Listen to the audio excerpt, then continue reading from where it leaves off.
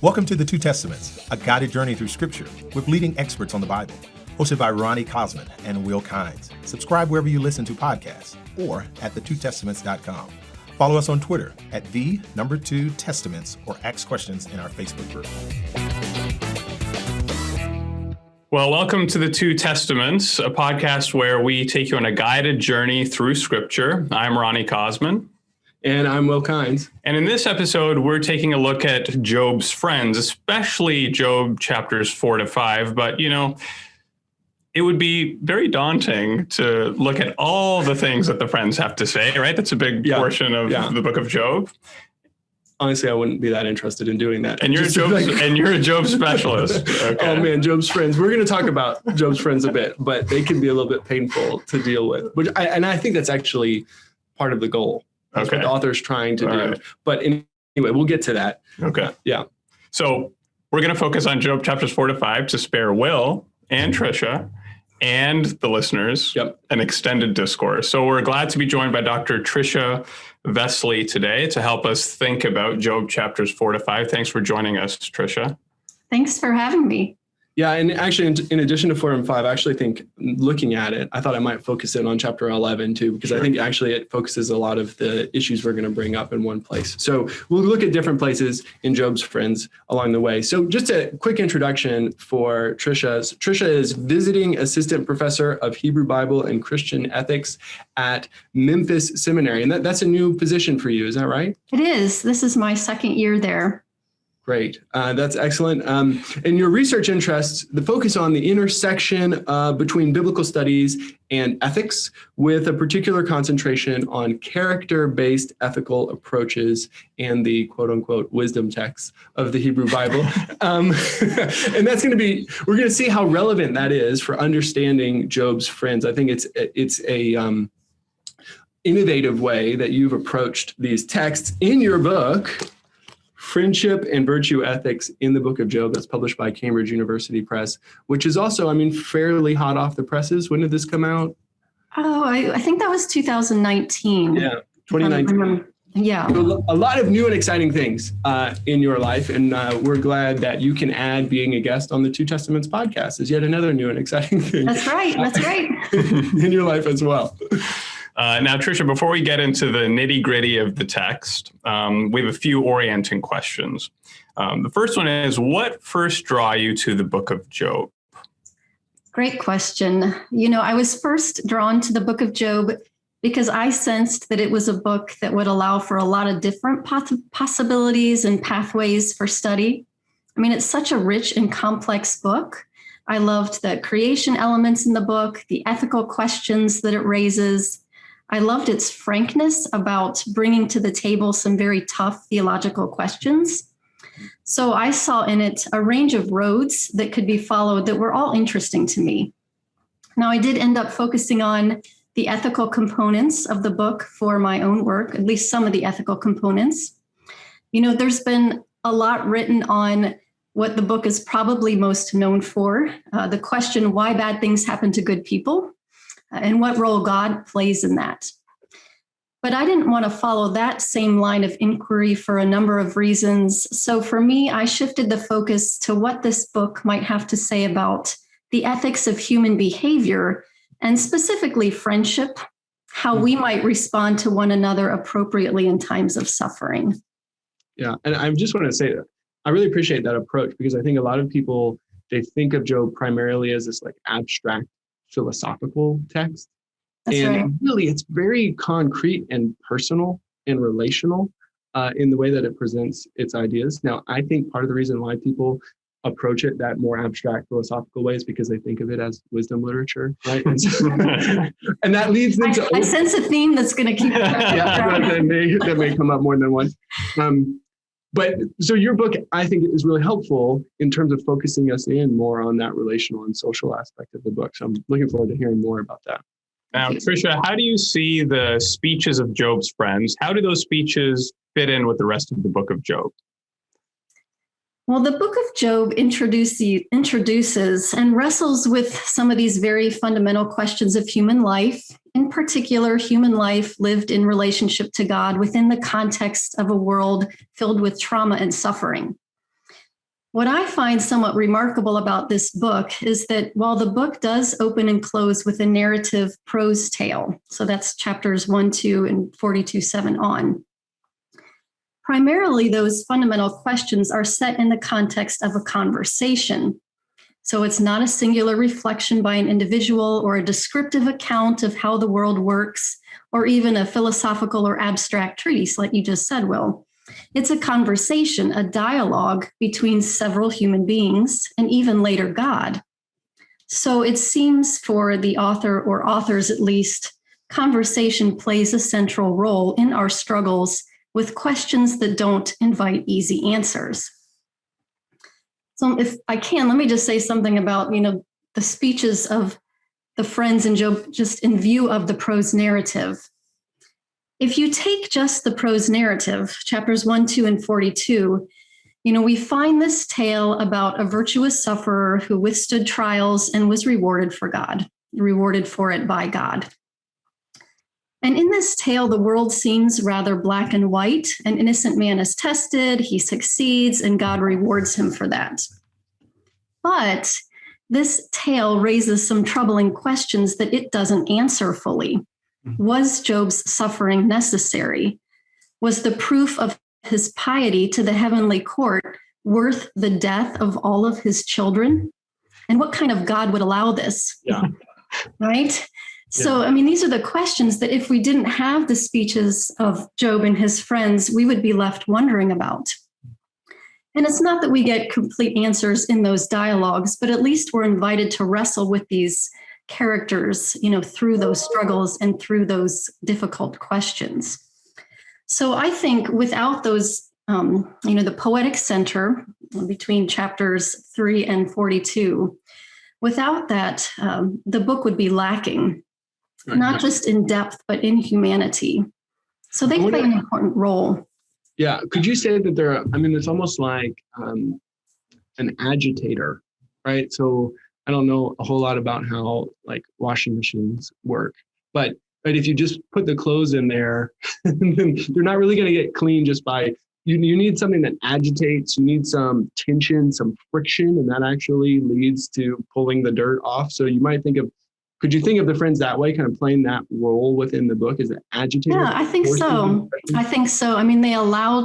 They allow us to express with Job the frustrations, with what has just happened.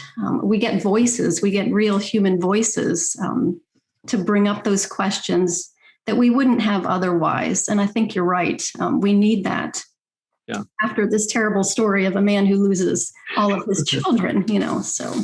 Yeah. Now, what do you see, for you is the most difficult thing about understanding the speeches of the friends? What's the most complicated or difficult thing for you to make sense of? I was thinking about the various friends' speeches, and I guess depending on where you stand, you can either just get agitated by them all, right away, or, I know some readers have sympathy for the friends and they get agitated with Job. They want to continue to condemn Job. So I kind of fall in the former. Okay. But I was looking back at Bildad's speech in chapter 8, and he says something like this: will God pervert justice? If your children sinned, God handed them over to their transgressions. Mm. So basically he's telling Job, your kids perished because of what they did wrong. Mm. And that's a pretty terrible thing to say to someone. Especially as readers, we know that that's not the reason. We know that there was this heavenly wager between God and the Satan that had nothing to do with the sins of Job's children or Job himself, this, pious and righteous individual.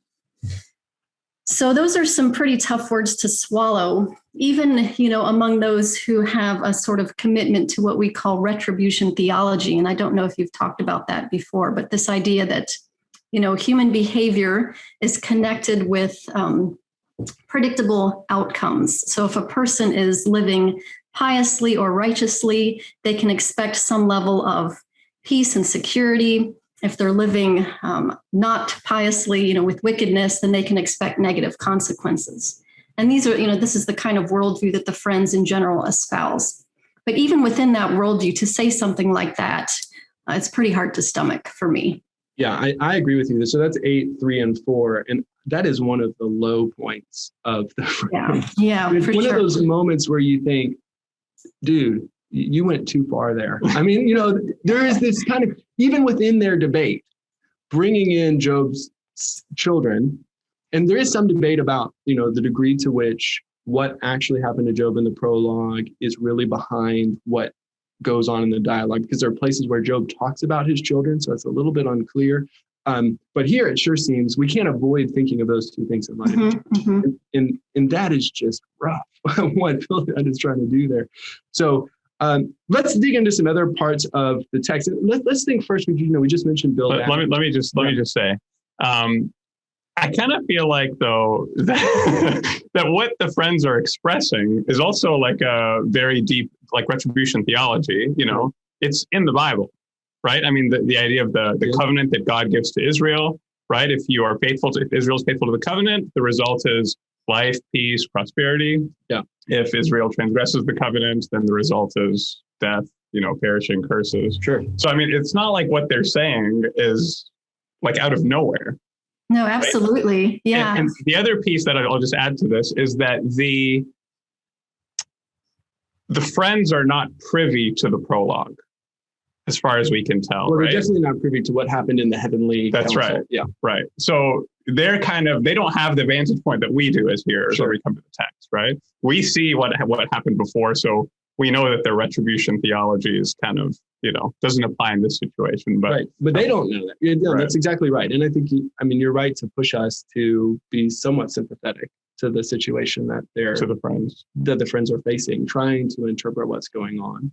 And even here, there's a kind of comfort that maybe Bildad would feel, and well, this is such a terrible thing that all these children have died, but maybe it's because they're sinners that they've died. Well, there's a strange kind of comfort that you can get from that. You're nodding. Do you see that, Tricia? Yeah, absolutely.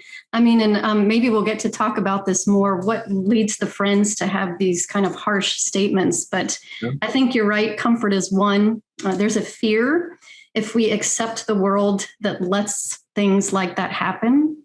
So I think it's, there's a security in having that kind of, equation work out right. So yeah. I think, holding on to that, the security of that worldview, that doesn't force us to face those troubling situations where a person could have such terrible things happen to them for no reason. In the prologue, we get this really troubling word, for no reason. Yeah, exactly. Well, let's think. So we've got the Friends. We've got 3 friends. We've mentioned a couple of them already. So you've got Eliphaz, Bildad, and Zophar. And just for our listeners, one way that I remember the order in which they speak, because they speak in the same order every time, is, well, Eliphaz, he's like the leader of the group. So you just have to remember that. And then Zophar, his name starts with Z, so he goes last. So, and then Bildad's in the middle. So you got Eliphaz he seems to be the leader, and then Bildad, and then Zophar. And we have these 3 cycles. And in each cycle, they take turns in that order, though in the last cycle, we don't have a speech from Zophar. Now, do you think that we can differentiate between those 3 friends? Like, do different friends have different major positions, or do you think that they're basically representing the same view? Well, scholars have certainly tried to assign them different positions. In general, I think there's more similarity than difference. I mean, they're all coming with the same line of reasoning that, Job, you're a sinner. We need to get this confession of sin from you. Things happen to you for that reason. We do see Eliphaz as the leader. He speaks the most. He speaks first. When God addresses the friends at the end, God says Eliphaz and your friends. So God names Eliphaz only. Some will say that Zophar is the more mystical of the friends because he, if we talk about chapter 11, he talks about the mystery of God, and he seems to bring up the transcendence of God more than the other friends. But again, there's so much overlap between what they say as far as, assigning blame to Job and basically trying to get Job to realize that, trouble happens for a reason. The trouble in Job's life is for as a result of his wickedness. So I don't have too much of I don't hold to the view that they have very strong separate positions. Maybe a bit of different nuances come up in their speeches, but more similarity than difference, I would say. Yeah. And we were talking a little bit beforehand about, if you could pick a favorite friend or a least favorite friend, who would it be? And we kind of concluded, both of us, that, well, if we had to pick one, it might be Zophar, just because he talks less than the rest of them. That's right. Yeah. So maybe just because he talks less, he has less opportunity to put his foot in his mouth. Bill that we just talked about in chapter 8. Now, in your book, and I'll just show it here again, so Friendship and Virtue Ethics in the book of Job, you argue that Job is actually about friendship. So why do you argue that? And then how do Job's friends in particular contribute to that message in the book? So I mentioned earlier that conversation plays a central role in the book of Job. As Job wrestles with questions of why God would allow such things to happen and how he can continue on with life, the friends come in central stage with him, and they are part of this long struggle. Now, some will argue that the friends simply function as intellectual foils, for Job's own perspective, somewhat in a Socratic or even scholastic sense, where an author will set forth common perspectives, so as to provide an alternative in a search for truth. But I think there's a lot more to it than this. I don't think this is a book that is just about coming to the right doctrine or position with respect to understanding God and suffering. If we look at Job's own train of thought in the opening cycle of speeches, he brings up the question of friendship right away. In chapter 6, which is where he begins his response to Eliphaz, he starts off by lamenting his suffering. He says, "Oh, that my anguish were weighed on the scales, it would be heavier than the sands of the sea." And then he goes on and he names God as the cause. He says, "The arrows of the Almighty are in me."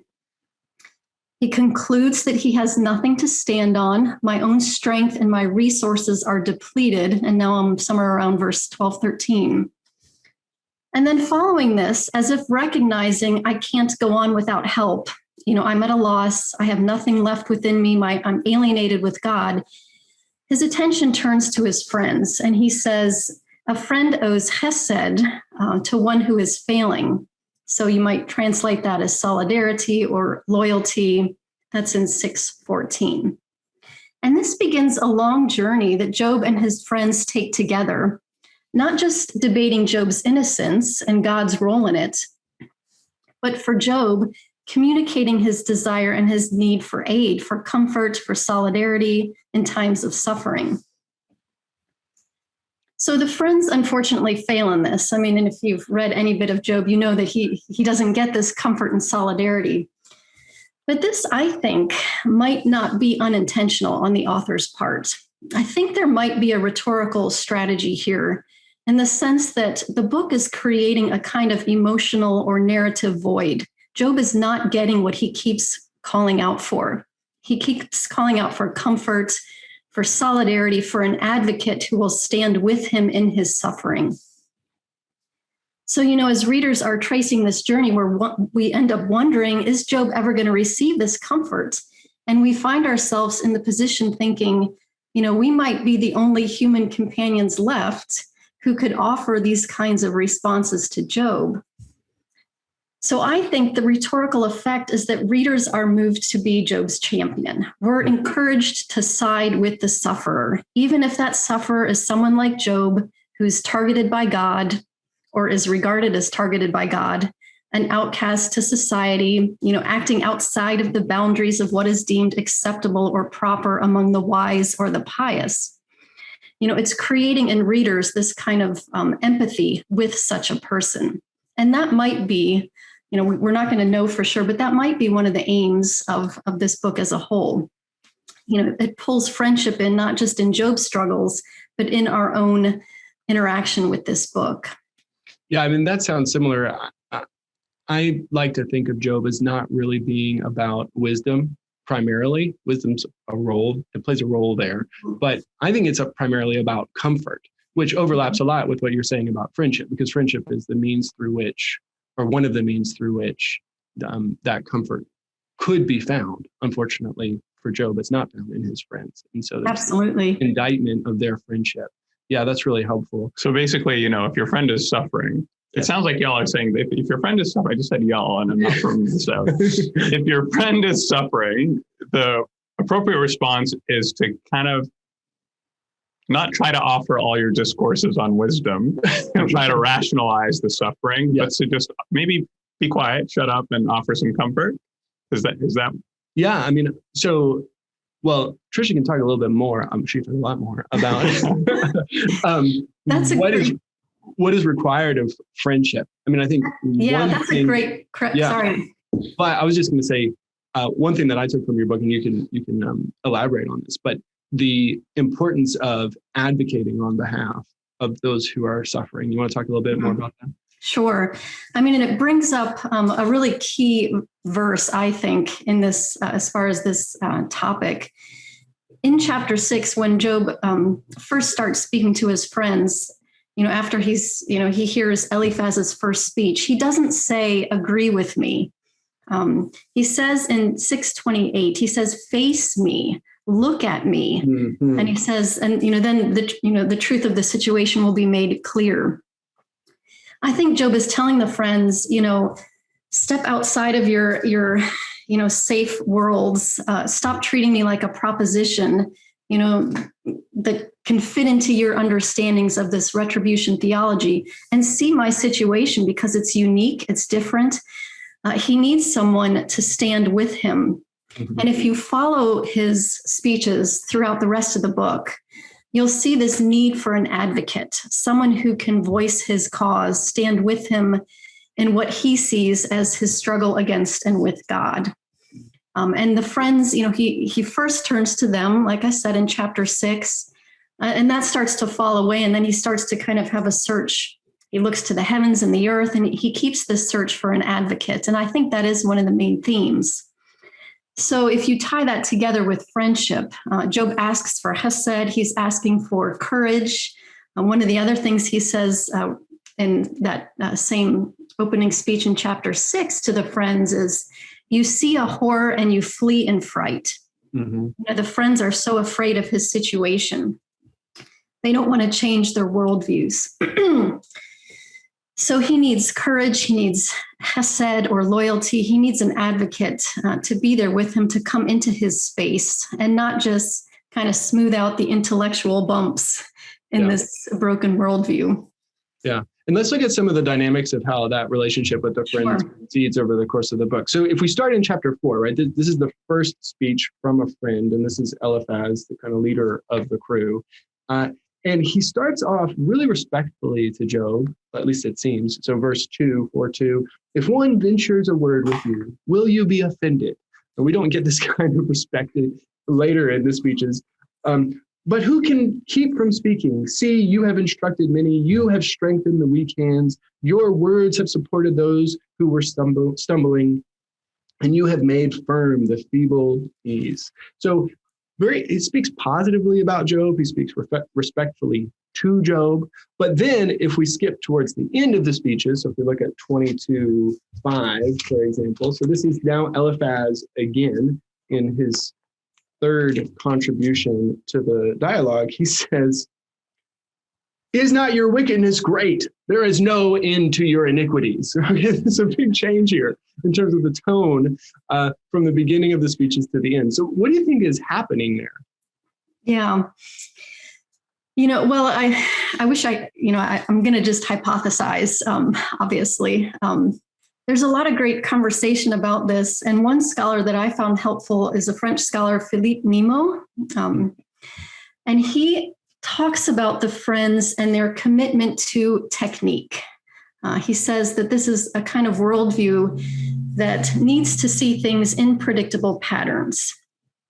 It's this whole idea that if someone is wicked, God will punish them. If someone is righteous, they will reap the rewards. Therefore, if someone is suffering at the hand of God, they must be guilty. So I think that what happens here that, rather than allow their perspectives on reality to be changed by Job, and again, Job has just condemned them for fleeing in fright. What he represents is too terrifying. He's an anomaly to this predictable world. So they must make Job into a sinner. And in that way, he will fit into their understandings, their comforts, their need for that kind of secure worldview. And that's what Nemo means by technique. The friends need a world that's observable, predictable, and gives them a measure of control. Mm-hmm. So Job, as he stands, doesn't have a place in that kind of world. So they're kind of twisting him into what they need him to be. Right. Do you think that, I kind of wonder, I bristled a little bit with the, I agree with you that by chapter 22 you mentioned? Yeah. That there, he starts to get pretty explicit in the way he's blaming Job. Although I kind of wonder if he's prepping the way. Maybe I'm overreading this. Eliphaz comes in and he says, if one ventures a word with you, will you be offended? And then he goes on to say, verse 5, but now it has come to you and you are impatient. I mean, it seems like he's being a little passive aggressive, no? Yeah. Is that a possible way to take it? It's kind of like there's a subtext there, like, it's, you don't want to come out and lambast the guy right away, but he strikes me as a kind of passive aggressive. There's a lot of undercurrents there going on. Well, yeah, maybe he goes from passive aggressive towards the beginning to aggressive. At the end. There's a show. Yeah.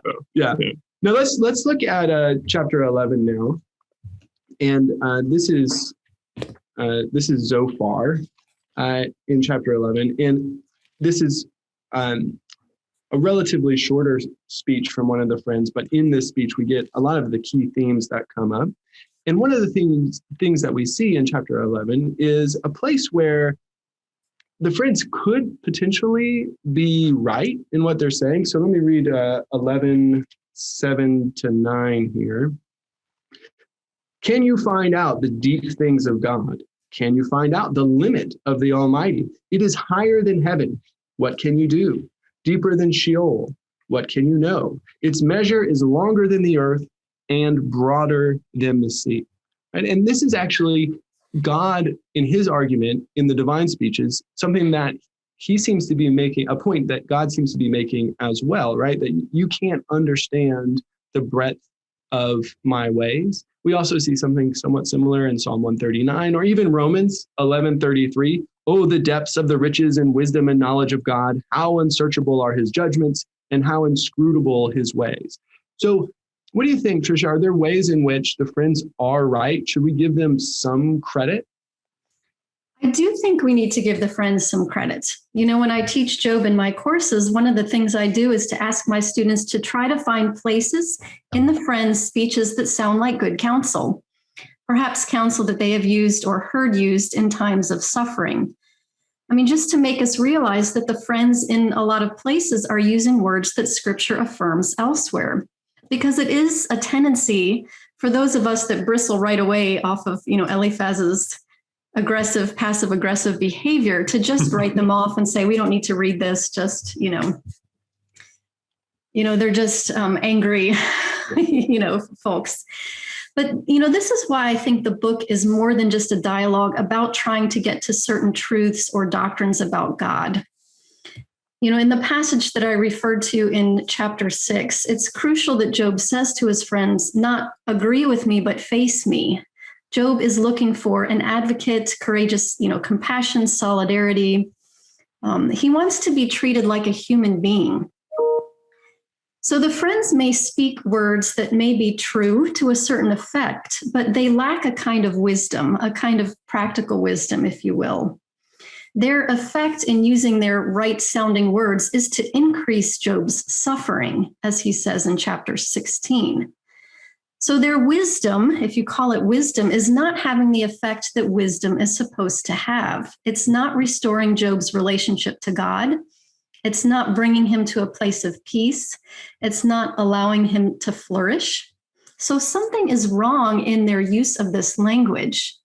And maybe we'll talk about God's response to the friends later, but I think it connects with this question, what did the friends do wrong? Is it wrong to say God's ways are beyond human ways? No, but if the aim is to, coerce someone into some kind of confession that is not merited, or to inflict them further, that has very harmful consequences. And I think that actually makes the book of Job even more profound, because one way that this book could have been written is that the friends are just awful and terrible and never say anything right, and we can't agree with them on anything. You could have written it that way, I guess. But the fact that they do say things that are theologically correct is more challenging to us, right? Because we may share some of their beliefs about some of these things, but it pushes us to think about, well, when does this apply, right? When can we apply this? It's not quite as easy as just having the right beliefs and avoiding the wrong beliefs, right? It's knowing when a certain view of the world, a certain theological perspective applies in a particular situation. And so by letting the friends say some things that are right, that pushes that additional question on us, which makes it even more challenging. Absolutely. Now, that's one place where perhaps the friends are right, even if they're maybe not applying that idea rightly. Another thing that we see here in chapter 11 is in verse 11, where Zophar says, "For he," speaking of God, "knows those who are worthless. When he sees iniquity, will he not consider it?" And this fits in with a broader theme that we see across the friends' speeches of a rather low anthropology, right? They think of humanity in a very low way. So we see 4:17, "Can mortals be righteous before God? Can human beings be pure before their maker?" Then 15:14-16, both of these are Eliphaz. "What are mortals that they can be clean, or those born of woman that they can be righteous? God puts no trust, even in his holy ones, and the heavens are not clean in his sight. How much less one who is abominable and corrupt, one who drinks iniquity like water." He's already kind of pushing on Job a good bit right here. And then Bildad in chapter 25. "How then can a mortal be righteous before God? How can one born of woman be pure? If even the moon is not bright and the stars are not pure in his sight, how much less a mortal who is a maggot and a human being who is a worm?" Would you categorize this low view of humanity as one of the places where the friends are just simply wrong? I think so. I mean, I guess, if we put it in right or wrong categories, yes, I would say so. This conversation brings up an interesting, question that is picked up throughout Job, and connects it to the Psalms. I mean, this is kind of your specialty, I know, Will. So Eliphaz seems to affirm Psalm 143:2, "Before you, no creature is righteous." But the psalmist is using that to appeal to the mercy and grace of God for deliverance. And in Job, the friends seem to use it to coerce Job into a place of silence or submission. Yeah. So humans are corrupt, nothing more than worms in God's eyes. What right does he have to profess any kind of integrity before God? So this question may serve as a grounds for debating whether humans have a rightful place to bring such laments and strong words against God. I think one of the questions in the book of Job is, what kind of language is acceptable?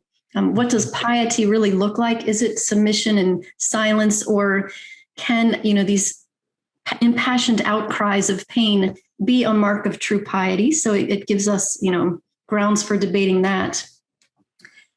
It's not, though, that Job professes a high and dignified stance for humanity either. He uses psalmic language in chapter 7:17 when he says, "What are humans that you make so much of them, that you fix your gaze on them?" So he's picking up on Psalm 8 and Psalm 144. Yeah. And in Psalm 8, the response is humans are a little lower than the angels. I mean, this is a very dignified and magnified view of humans.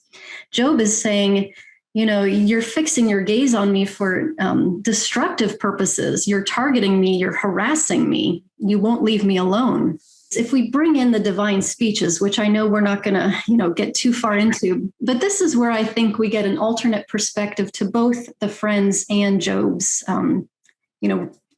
response to this question. Because I think God, in showing Job these wild creatures and, the wild places of creation, God says something in, his discussion about behemoth, that humans are made, Job is made with behemoth, this wild creature that God is praising. So I think there's something in there that affirms the dignity of human beings among the creatures of the cosmos, the freedom and dignity that maybe corrects the friends and Job's perspectives.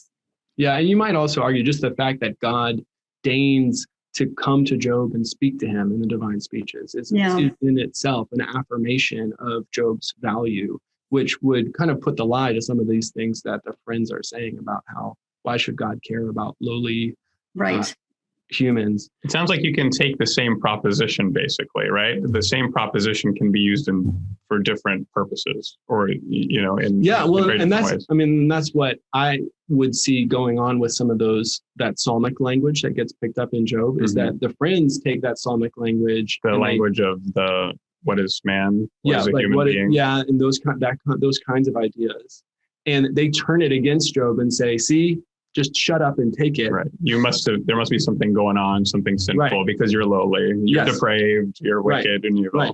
But even though Job in chapter 7 is parodying what's going on in Psalm 8, he's actually trying to evoke the kind of vision of humanity that's there in Psalm 8 and saying, hey, God, this is not what I'm experiencing, right? You're not treating me the way that Psalm 8 would describe. So he's trying to use that language to argue with God, which, I mean, that's the way that I would see it. So they are even like theological ideas or other passages from other texts.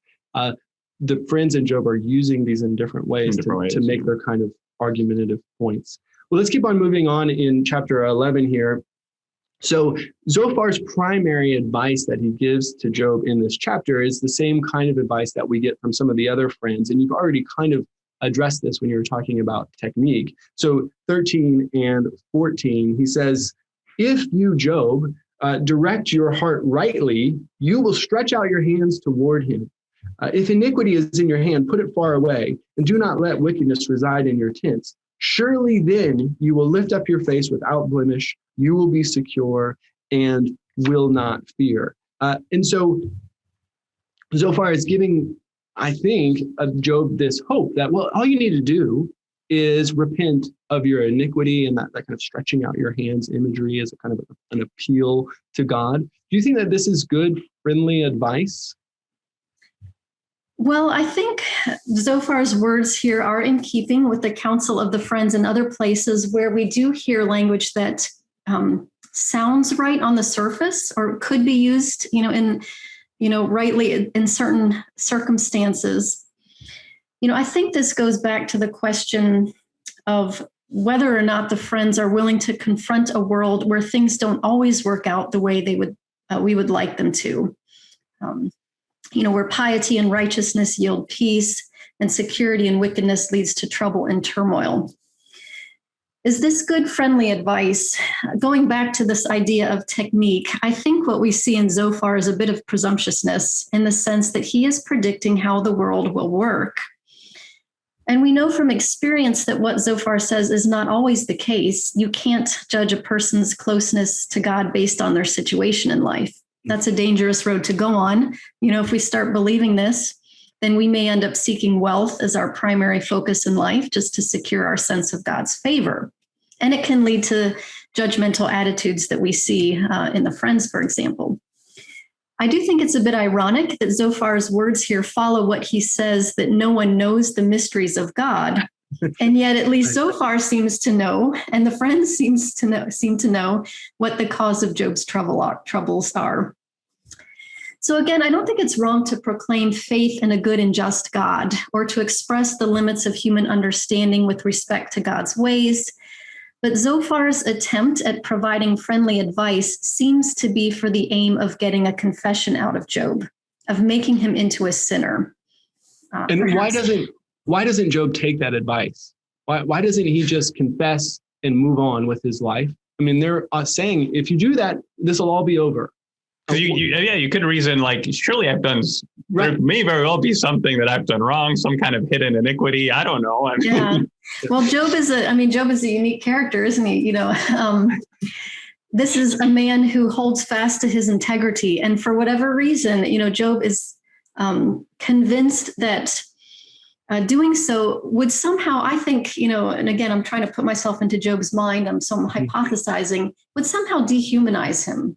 It would be a violation of his sense of self. I think, when he knows, he uses the words, for no reason elsewhere in the speeches. There's a hint that he knows that something is going on here that isn't a result of his sinfulness. And perhaps because he is committed to his own integrity, he's just not willing to go along with the friends. It does take a strong personality. I mean, it's, if, maybe this is what Job's wife is trying to say, just end the suffering and move on with life. But Job is not that person. And there's also maybe a sense in which if he were to do that, if he were to say, okay, I'll just confess, even though I don't think that I have anything to confess worthy of the suffering that I faced, he would actually be proving the Satan's point from the beginning, that what he's really motivated by is prosperity. And he's willing to play any pious game, right? Do any kind of rituals necessary just to get the prosperity, the blessing from God. And so the fact that he resists this temptation that their friends are offering to him over and over again, some suggest that the friends are the Satan's final temptation to Job, that he has to face this test of the friends pushing him here. And you can see how tempting this would be, actually, given the suffering he's facing. If all I have to do is say something to get out of this, how easy it might be to do that. But isn't also holding fast to his integrity also buying into a retribution theology in another way? Do you see what I'm saying? Like, no, I'm holding fast to my integrity, and so this is unjust. This should not be happening to me. Yep. I mean, we may be getting off. We are getting. We're going to talk about it. But I mean, that happens with Job. I'd be interested to hear what you think, Tricia, but I'll go first since we hadn't talked about this beforehand. But I think that actually Job relies on the retribution principle, that the book of Job, though a lot of interpreters think that the book of Job is rejecting the retribution principle, actually Job's argument with God doesn't work without it. Right. Without this view that you should get what you deserve. Right. This is not what I deserve. This is not what I deserve. What do you think about that? Yeah, well, I mean, I think you're right that Job is angry because he expects a world where, things like this don't happen. If you look at chapters 29 through 31, which is his last appeal of innocence, he says, basically, look, God, things are not working out the way they're supposed to. I have done, I've treated my servants justly. I've treated those around me justly. I've lived with righteousness and piety. And yet these things are happening to me. Something is wrong. So I don't think, this is a book where we have an individual that doesn't change at all. I mean, sometimes my students and I get in conversations about, was Job sinful?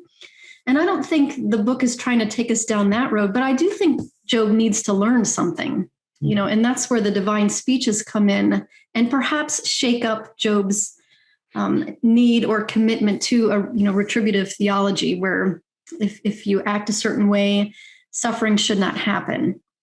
Right. So I think Job needs some wisdom and teaching with that respect as well. Right. So his understanding of retribution is deepened or broadened or something like that. Okay. Now let's think about the evaluation of the friends by other characters within the book. So Job in 16:2 calls his friends miserable comforters.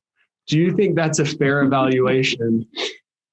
Yeah, I love this phrase because it brings in two really important themes. And you've already mentioned one, comfort. And the word for miserable, amal, trouble.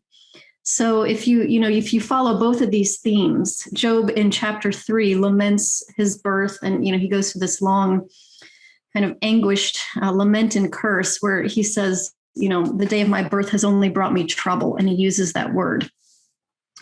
Well, in Eliphaz's first speech, he uses that word too. It seems like he wants to correct Job's understanding of, where his trouble comes from. Because Eliphaz says in chapter 4, verse 8, those who sow trouble reap it. Mm-hmm. So basically, it's kind of an indirect way of saying, no, it's not really, God giving you birth that is causing your trouble. Those who have trouble in their life, are their own, are responsible for it. So Job, we have these long dialogues where they're, bickering back and forth. Job is seeking comfort from his friends. In the prologue, the friends come to comfort and console him. He doesn't get it. So when he says, you all are comforters of trouble, literally in 16:2, what he's saying, is Eliphaz, no, it's not that I'm responsible for the trouble in my life. You who are supposed to bring me comfort are increasing my trouble. So, you mentioned the friends as one last temptation of Job. They are one more stumbling block in his journey to finding wholeness or restoration. And we see those, that word comfort come back up in Job's response to God. And I'm not going to take us down that rabbit hole, but he basically says, sometimes it gets translated, I repent, after, God's, speeches in 42, 5, and 6. Job says, I've, seen what my eyes have not seen now. Therefore, and he uses that same word in Hebrew, which, some, and if you're interviewing Bill Brown and others will push for comfort. And I think there's a good point in that. Job finally receives comfort, not through the friends, but through this interaction with God.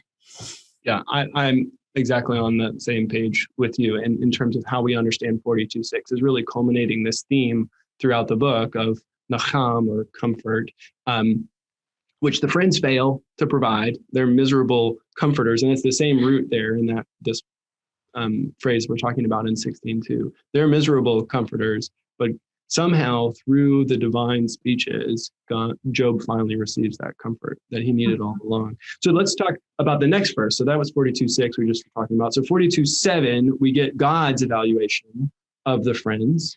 And it's somewhat surprising what he says, given the fact that the friends are trying to defend God, it appears, throughout the whole dialogue. But God says, my wrath is kindled against you. He's talking to Eliphaz here. So against you, Eliphaz, and against your two friends, for you have not spoken of me what is right, as my servant Job has. Now, Job has been accusing God and complaining about the way God has treated him throughout.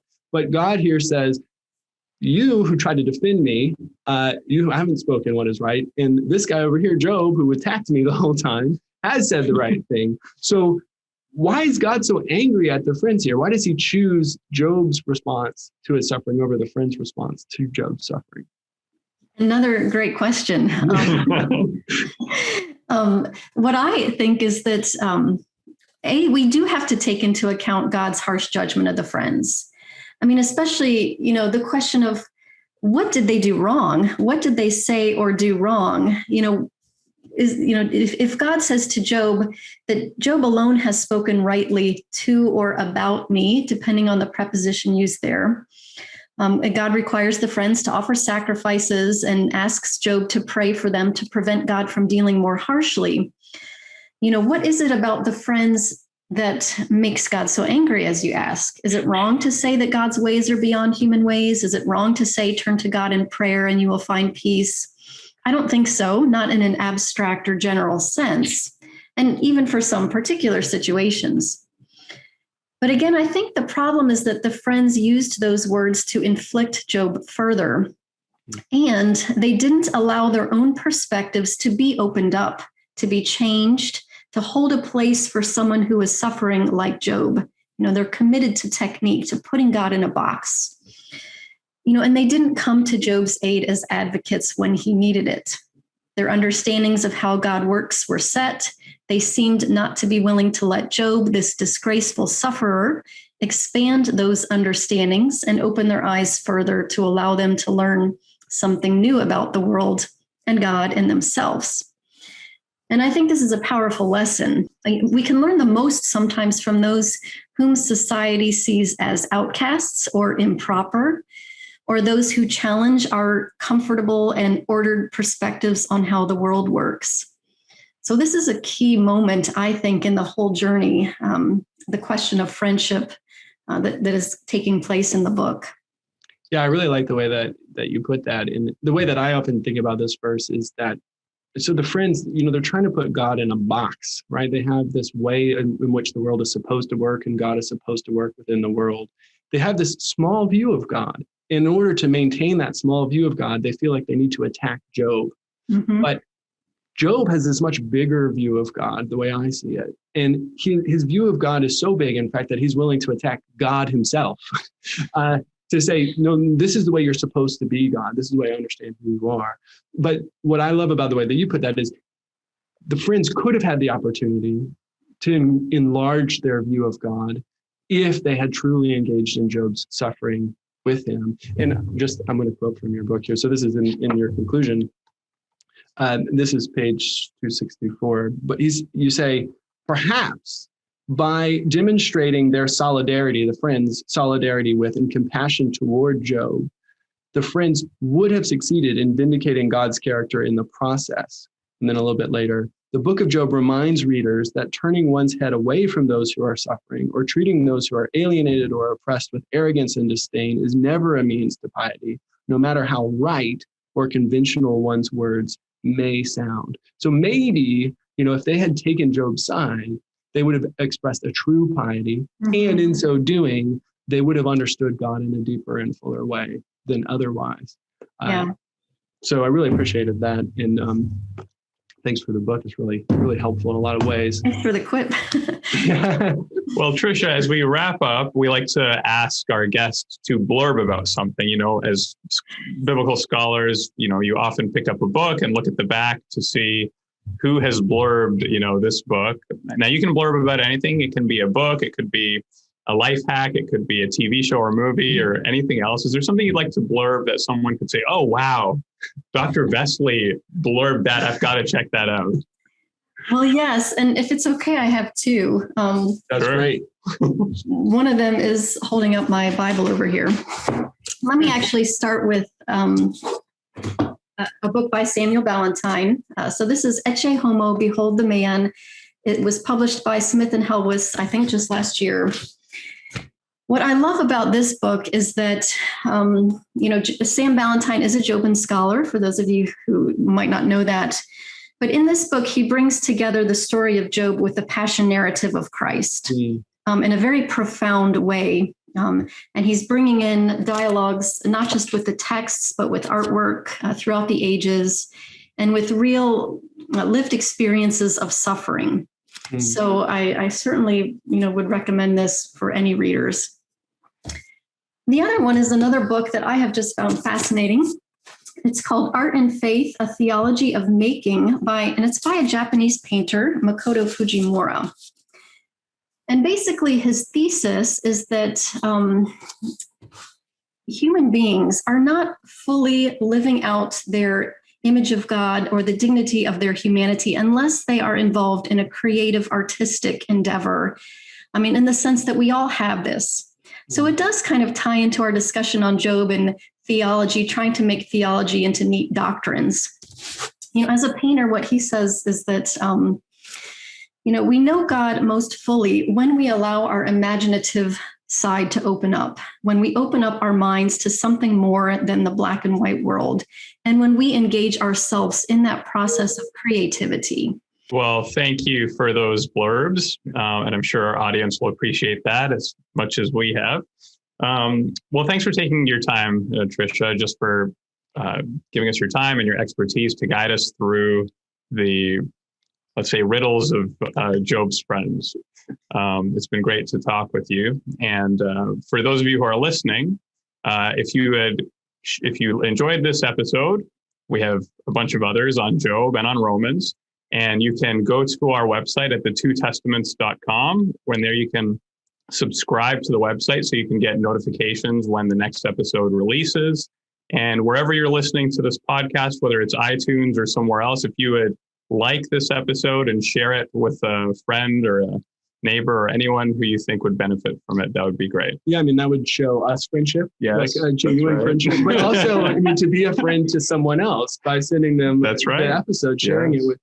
Yeah. Maybe they could learn how to be, if there's someone in your life you think could be a better friend to you, perhaps you send them this episode and they'll learn how to, be a better friend for you. You never know when you might face suffering. So it's probably best to train all of your friends and how to properly respond to you. Good idea. Yeah, I think That's very wise, Will. Well, yeah.